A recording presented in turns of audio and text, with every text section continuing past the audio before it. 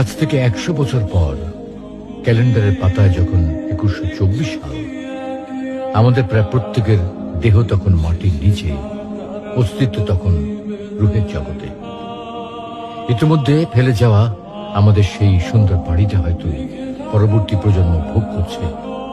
পছন্দের কাপড়গুলো ব্যাকডেটেড হয়ে গেছে। শখের গাড়িটা হয়তো অন্য কেউ চালাচ্ছে, আর আমায় খুব কম জনের স্মরণে রেখেছে হয়তো কেউ ভাবেও না।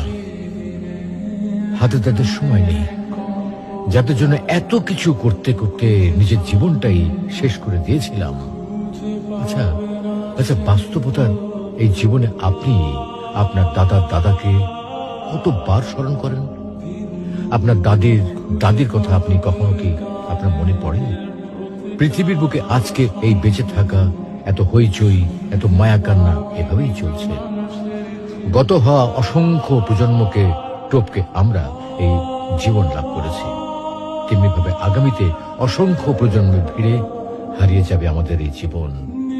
কিন্তু খুব কম লোকই সময় পায় ফেলে যাওয়া জীবনটা একটু ফিরে দেখার।